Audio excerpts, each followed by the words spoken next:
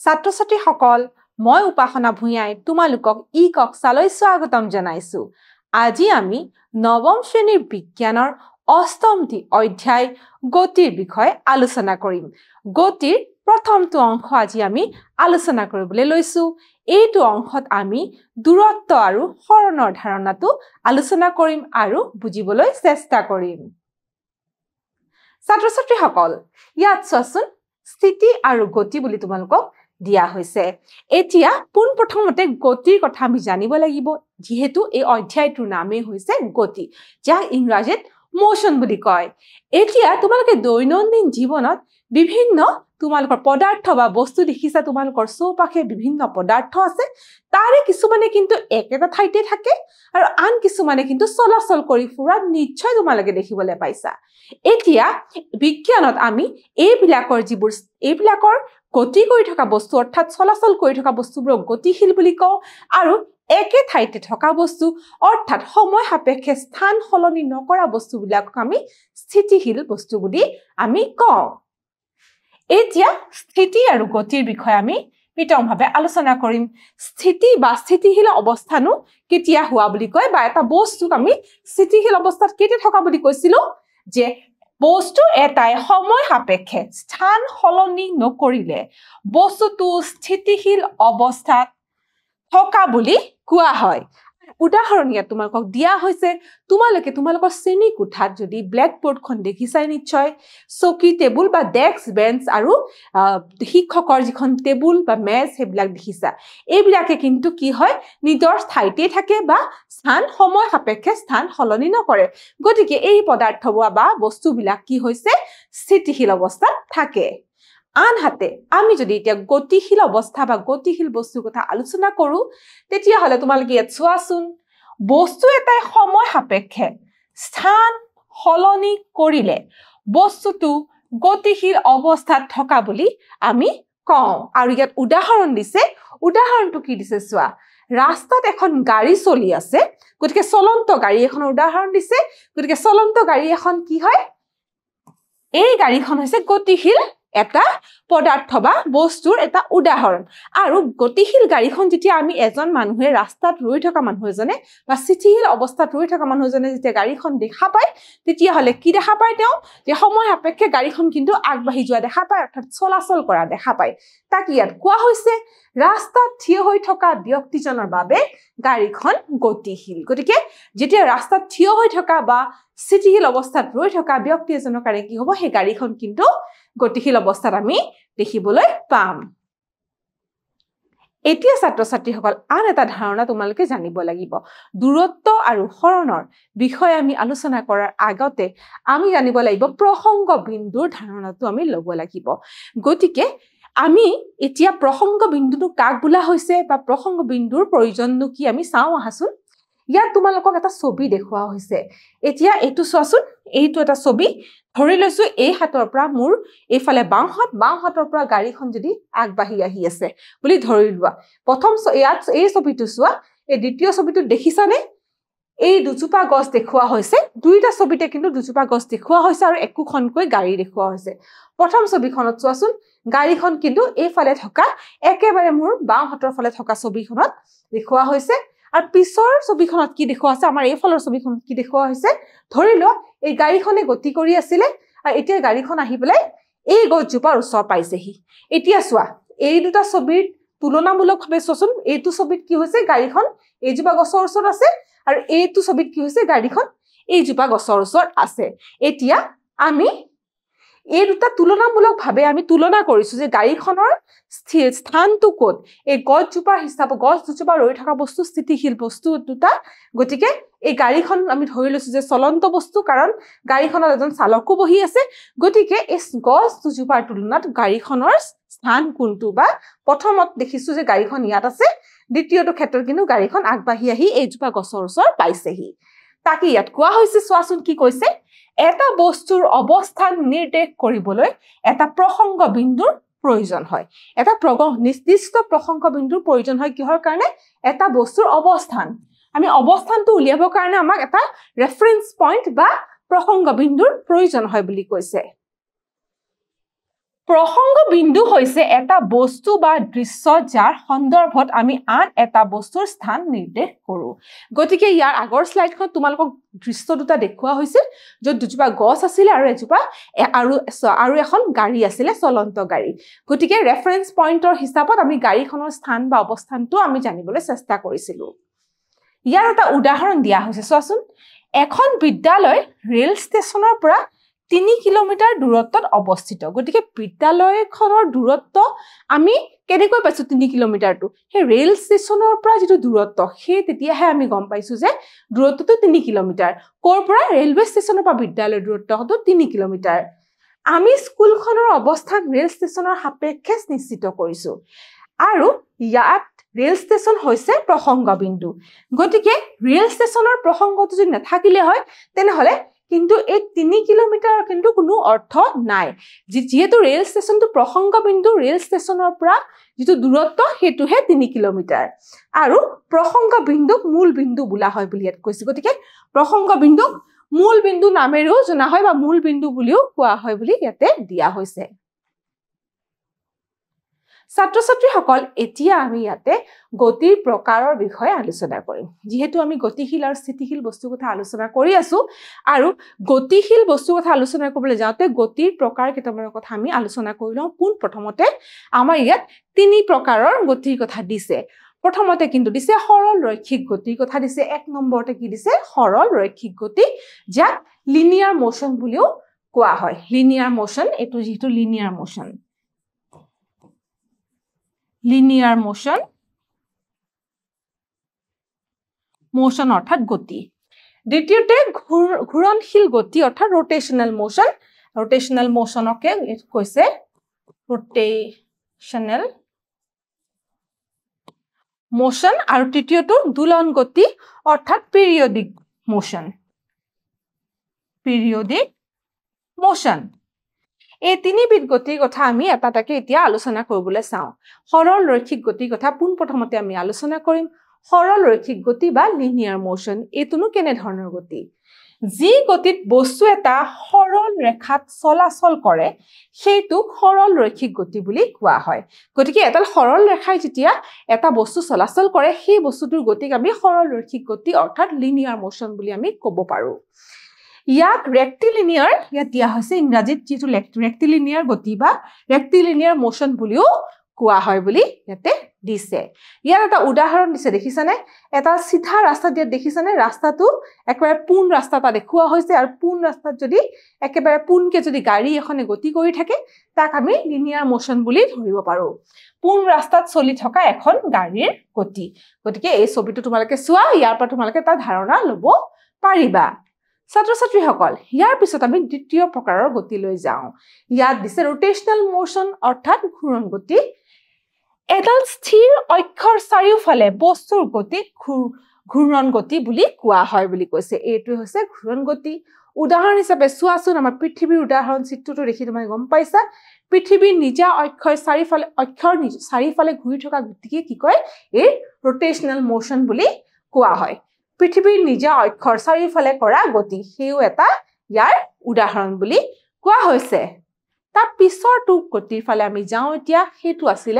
periodic motion অৰ্থাৎ দুলন গতি এতিয়া আমি দুলন গতিনো কাক কয় তাক আলোচনা কৰো এতিয়া ইয়াত চোৱা দুলন গতি কথাটো কৈছে যে ইয়াত চিত্ৰটো দেখি আছে তোমাক চিত্ৰটো প্ৰথমতে চোৱাচোন পোন প্ৰথমতে চিত্ৰটো দেখিবলৈ তোমালোকে গম পাইছা এইটো এটা কি পেণ্ডুলামৰ চিত্ৰ তোমালোকে নিশ্চয় ঘড়ীত এই পেণ্ডুলামৰ উপস্থিতি দেখিছাই এতিয়া এই দুলন গতিতনো কি হয় এটা নিৰ্দিষ্ট বিন্দুৰ চাৰিওফালে যেতিয়া দুলন হয় তাকে দুলন গতি বুলি কোৱা হয়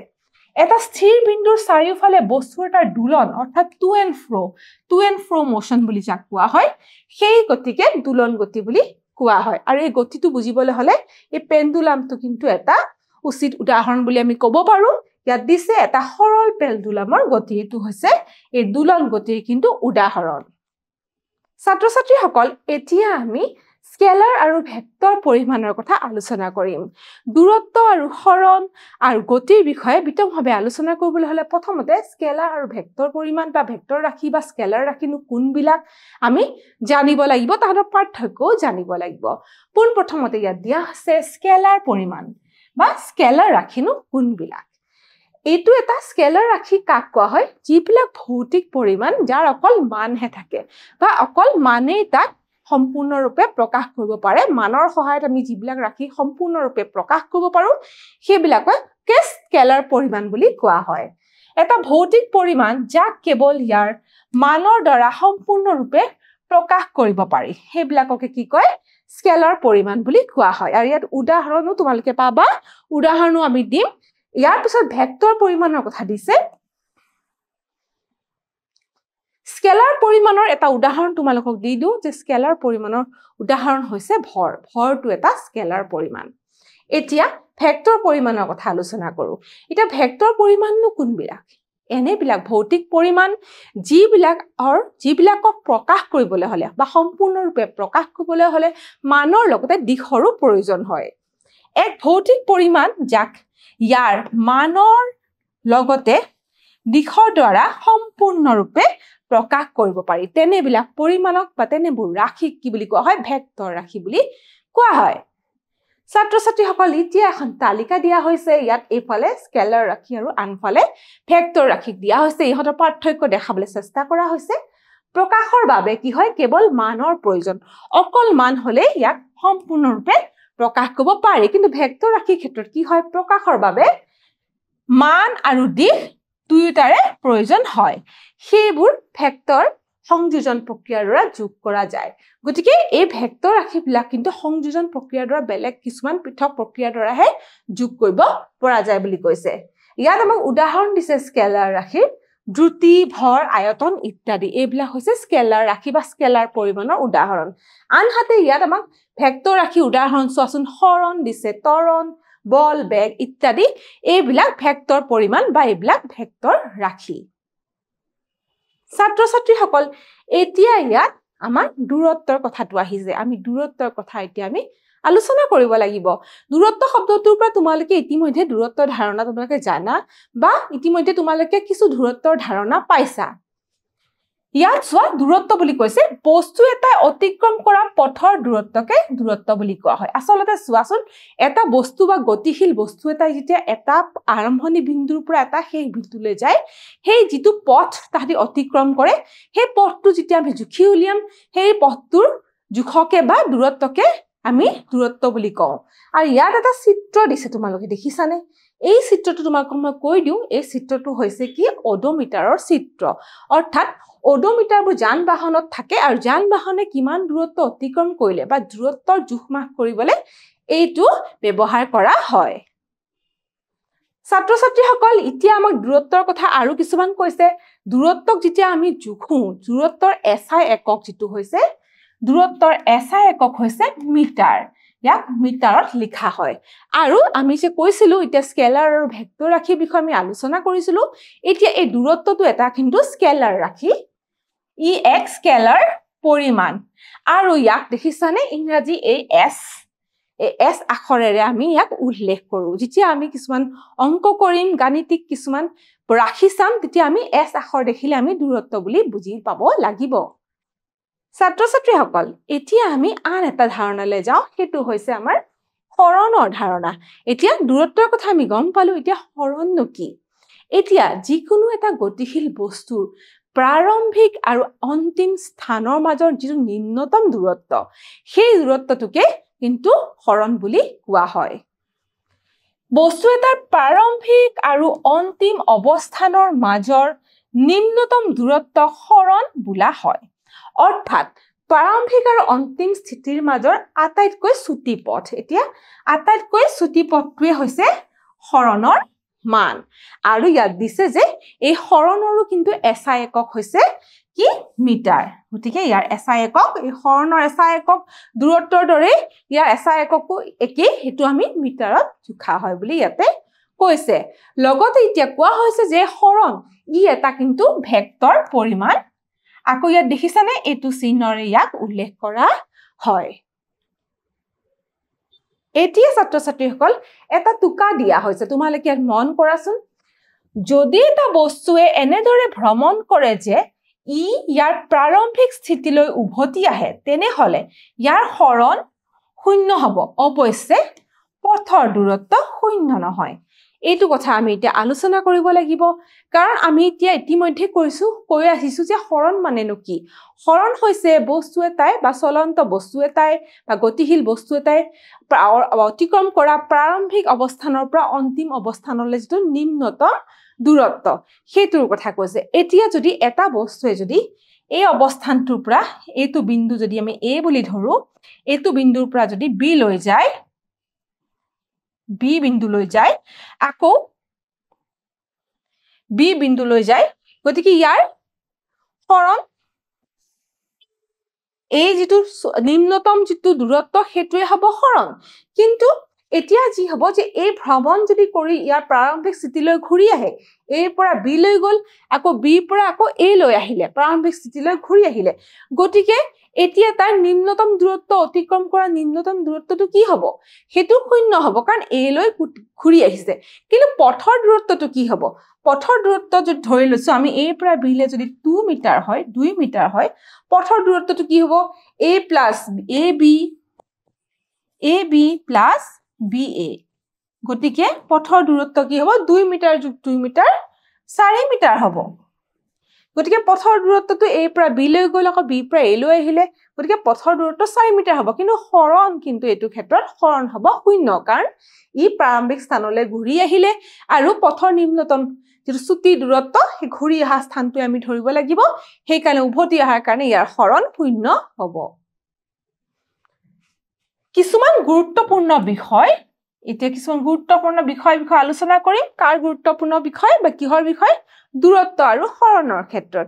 এতিয়া চোৱা দূৰত্বৰ ক্ষেত্ৰত কৈছে যে দূৰত্ব সদায় ধনাত্মক হয় অৰ্থাৎ দা পজিটিভ ৰাখি বা পজিটিভ পৰিমাণ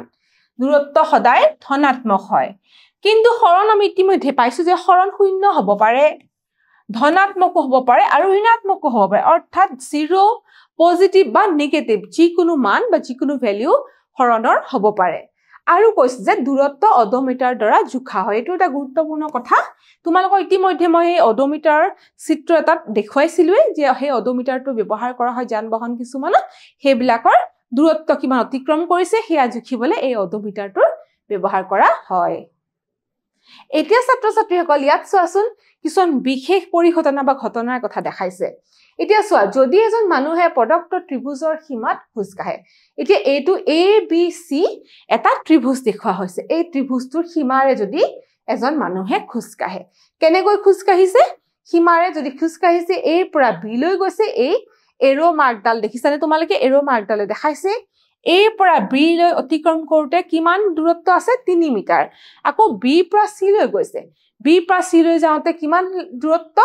4 মিটাৰ অতিক্ৰম কৰিছে এতিয়া ইয়াৰ এই মানুহজনে অতিক্ৰম কৰা পথৰ দূৰত্ব অৰ্থাৎ দূৰত্ব কিমান হ'ব এই যেটো পথ অতিক্ৰম কৰিলে হে পথটোৰ দৈৰ্ঘ্যই হ'ব মানুহজনে কিন্তু অতিক্ৰম কৰা দূৰত্ব এতিয়া 3 যোগ 4 মিটাৰ হলে আমি 7 মিটাৰ পাম হেয়া হৈছে কিন্তু দূৰত্ব আনহাতে এতিয়া যদি আমি হৰণৰ কথাটো কওঁ তেনেহলে আমি জানিব লাগিব যে A পৰা মানুহজনে C লৈকে গৈছে A পৰা C লৈকে গৈছে গতিকে A পৰা C লৈকে যাওঁতে আটাইতকৈ চুটি যেটো পথ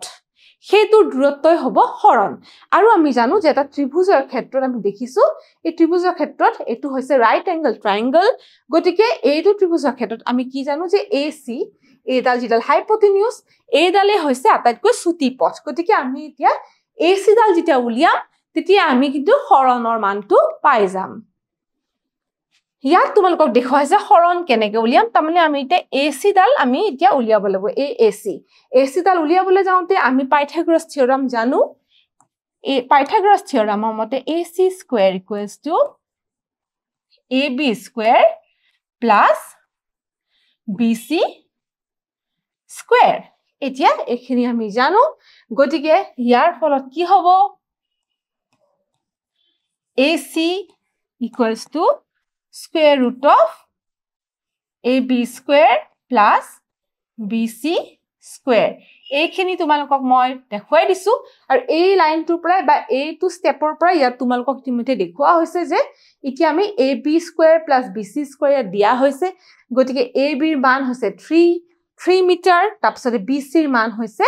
4 মিটাৰ গতিকে আমি হেয়া যেতিয়া অংকটো সৰলীকৰণ কৰিম আমি পাম 5 মিটাৰ গতিকে তোমালোকে ইয়াৰ আগত দেখিছিলানে আমি পথৰ দূৰত্ব পাইছিলো কিমান 7 মিটাৰ পাইছিলো কিন্তু এতিয়া আমি হৰণ কিমান পালো আমি 5 মিটাৰ ইয়াত আমি দেখিবলৈ পাইছো হৰণ আমি পালো 5 মিটাৰ গতিকে হৰণটো হৈছে পথৰ দূৰত্বতকৈ কম পালো আৰু আটাইতকৈ কম আমি পাবই লাগিব কাৰণ ছুটি পথটোৱে হৈছে আটাইতকৈ ছুটি পথ বা নিম্নতম দূৰত্বটোৱে হৈছে কিন্তু হৰণ গতিকে এইটো উদাহৰণৰ পৰা আমি এতিয়া প্ৰমাণ কৰিব পাৰিলো যে এটা প্ৰাৰম্ভিক অৱস্থানৰ পৰা অন্তিম অৱস্থানৰ মাজৰ নিম্নতম দূৰত্বটোৱে হৈছে কিন্তু হৰণ এতিয়া আন এটা পৰিস্থিতি তোমালোকক দেখুৱা হৈছে এই পৰিস্থিতিটোত চোৱাচোন এটা বল দিয়া হৈছে মাটিৰ পৰা যেতিয়া বলটো ওপৰলৈ দলিয়াই দিয়া হৈছে এটা নিৰ্দিষ্ট উচ্চতালৈ এই বলটো উঠি গৈছে আৰু সেই উচ্চতাটো h বুলি ইয়াতে দেখুৱা হৈছে দেখিছানে এই h বুলি তোমালোকক দেখুৱা হৈছে এতিয়া যেতিয়া এই বলটো নিৰ্দিষ্ট উচ্চতালৈ উঠি গৈছে বা আমি দলিয়াই দিছো তাৰ পিছত পৰৱৰ্তী সময়ত কি হ'ব বলটো নিজে নিজে আকৌ তললৈ ঘূৰি আহিব গতিকে এতিয়া চোৱাচোন বলটো উলম্বভাৱে ওপৰলৈ দলিয়াই দিয়া হৈছে তাৰ ফলত কি হৈছে এই বলটোৱে কিমান দূৰত্ব অতিক্ৰম কৰিছে তলৰ পৰা যদি ওপৰলৈ যাতে h হৈছে গতিকে ওপৰৰ পৰা আকৌ তললৈ ঘূৰি আহোতেও সেই h দূৰত্ব অতিক্ৰম কৰিব লাগিব গতিকে যেটো পথৰ দূৰত্ব হৈছে h + h = 2h এফালে তোমালোকক হেতু দিয়া হৈছে এটো হৈছে দূৰত্ব অৰ্থাৎ পথৰ দূৰত্ব এতিয়া হৰণনো কি হ'ব আমি জানো যে হৰণ হৈছে প্ৰাৰম্ভিক অৱস্থা আৰু অন্তিম অৱস্থাৰ মাজত নিম্নতম দূৰত্ব এটা গতিশীল বস্তুৰ ক্ষেত্ৰত ইয়াত তোমালোকে চোৱা প্ৰাৰম্ভিক অৱস্থা আৰু অন্তিম অৱস্থা কিন্তু প্ৰাৰম্ভিক অৱস্থান আৰু অন্তিম অৱস্থান একেটাই গতিকে হৰণ কি হ'ব আমাৰ হৰণ শূন্য হ'ব ইয়াত তোমালোকক দেখুৱা হৈছে যে বস্তুটো যেতিয়া ঘূৰি আহিছে একেটা স্থানলৈ হৰণ হৈ পৰিছে শূন্য ছাত্ৰ-ছাত্ৰীসকল এতিয়া আমি আন এটা পৰিস্থিতিলৈ আহো ইয়াত আমি এটা পৰিস্থিতি পাইছো যে যদি এটা বস্তুৱে r ব্যাসাৰ্ধৰ এটা বৃত্তৰ পৰিধিৰে এপাক ঘূৰিবলৈ 30 সেকেন্ড সময় লয় এতিয়া ইয়াত এটা বৃত্ত তোমালোকে দেখিবলৈ পাইছানে এই বৃত্তটোৰ কথা কৈছে যে এই বৃত্তটোৰ ব্যাসাৰ্ধটো r এই ইংৰাজী সৰু ফলা r এৰে আমি ইয়াক উল্লেখ কৰিছো আৰু ইয়াত কৈছে যে এতিয়া যদি এজন ব্যক্তিয়ে কি কৰে বা এটা বস্তুৱে কি কৰে যদি এই ব্যাসাৰ্ধৰ এই r ব্যাসাৰ্ধৰ বৃত্তটোৰ পৰিধিৰে যদি চলাচল কৰে বা এপাক ঘূৰে এতিয়া তেনে ক্ষেত্ৰত কি হ'ব প্ৰথমতে চোৱাচোন যদি এই বৃত্তটোৰ ব্যাসেৰে যদি চলাচল কৰে অৰ্থাৎ এৰ পৰা বি লৈ এই ব্যাসেৰে